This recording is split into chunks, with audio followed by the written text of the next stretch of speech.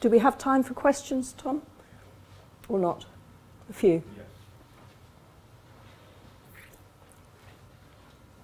Yes. So if you say you analyze the stream power of the current stream, well, it's a very generalized system. So how do you say, okay, take that full discharge? So what we've done is, I mean, yes, it's always dangerous in Europe to take the present channel width because you don't know how natural it is. So if you think, and of course channels adjust quite quickly, so if you think the channel has adjusted, you can use the existing width, but if not, what we suggest a number of discharges you might use. I mean, my favourite for the UK is the median annual flood. So you take your peak flood in every year of the record and you look at the median. But you could look at the 2-year return period. Again, in Northern Europe, I think that's a good idea. As you go south, my colleagues may disagree with me, but I think when you get into the Mediterranean region, you probably need to look at a longer return period, maybe a 5-year return period. So you take that and you use that for your stream power. And then in terms of the channel width, you'll have a series of reaches within your landscape unit and segment, so you can start to look at how unit stream power varies through those reaches, and again think about which reach is the one that's likely to be functioning the most naturally. There is one. Yeah. I mean, you've just got to do this, but we can't do anything else in Europe. I mean, it's why I think, you know, we need to think very carefully about two things. One is reference conditions, you know, what does it mean? And the other is the riparian zone and how important that is for influencing river type and river function. And I'm not saying that we need to be planting trees everywhere, but it would be really good, at least in some parts of a catchment, to have some reaches which have a functioning riparian zone. The benefits of that everywhere else would be enormous. Sorry. So we should actually use history not purely as a reference, but more as a kind of indication of the sensitivity of the system. So. Absolutely, to see how it's varied. Because I think I was talking to somebody yesterday about this. The danger we have in Europe is good air cover starts about 1940.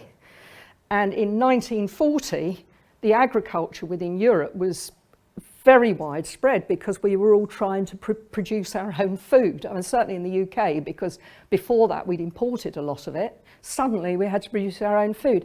They were ploughing up floodplains to grow potatoes, for example, widespread potato production, which is, and of course you ridge the potatoes. It's about the worst possible land use for chucking fine sediment into your river.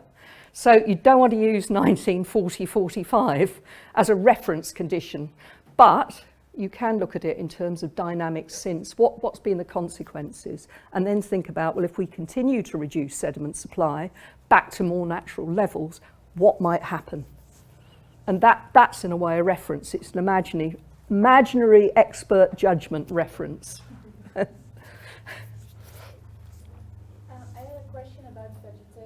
How do you think the discharge regime influence the vegetation which is going to evolve?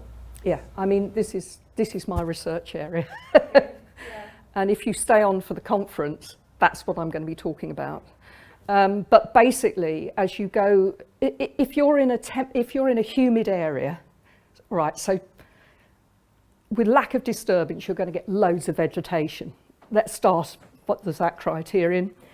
Then basically, lack of vegetation reflects intensity of fluvial disturbances. So you go from braided rivers where trees do have an effect, but the actual edge of the forest is pushed right back.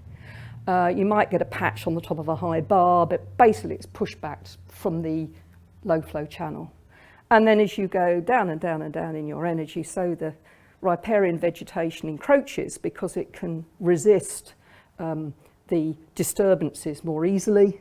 All right, it goes like this, but there's a general narrowing, And then when you get to somewhere like the Froome, which is incredibly low energy, then it's the vegetation in the channel that can really hang in there and interact with the sediments and the flows and modify the channel. So as you increase the energy, you go from small plants to large plants, and you go from in the channel to trees out in better drained areas. Yeah. Yeah, I think also if you do a river restoration project and you get your big flood or your big discharge event just after restoration, maybe another vegetation type will evolve. Then when you have the moderate discharge, which you most likely will have. Yeah, I mean, the vegetation changes all the time, its extent, and it's incredible how fast vegetation will encroach on a river if you don't have a major flood. So you get this sort of hysteresis in that you get vegetation encroachment during generally low flow periods. Then you get a flood which will knock it back a bit, but not completely. And then after a sequence of floods, it'll get knocked back, and then it starts to encroach again. So it's a very close relationship. And I think, again, within Northern Europe, and certainly in the Netherlands and Southern UK, because we've manicured our rivers so much, and certainly in the UK, we've had a long history of if a tree falls in, you take it out, you prune back riparian trees because you don't want them to fall in. We have a sort of rather poor impression of how fast these things grow because we never see it, because it's never allowed to happen. But if you go to a river where they're not managing riparian vegetation, then you see how incredibly fast the growth can be and the lateral expansion of this vegetation. So the natural process is very dynamic from the vegetation point of view as well as the flow and sediment point of view.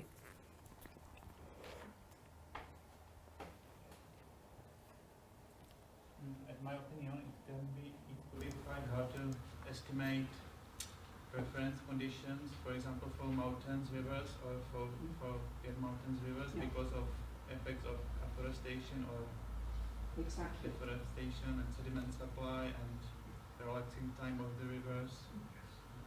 And the second point is that, for example, you have some channelized river downstream the restored reach, and this downstream reach can influence by erosion, by incision also the restored one. Exactly, and that's why we sort of tried to develop this framework to make you, first of all, think beyond the reach you're looking at, because often all the important things are going on outside the reach.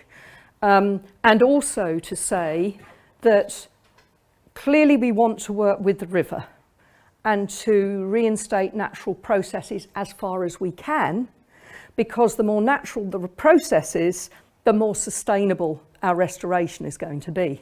However, there are lots of occasions when we cannot reinstate natural processes. But then again, the aim is to go as far as you reasonably can. And what this method allows you to do is to develop an understanding of that link between human interventions, natural processes, and what you see in the river. And then think about, if we've got to keep some of these human interventions, what realistically can we achieve in an improvement in hydromorphological function?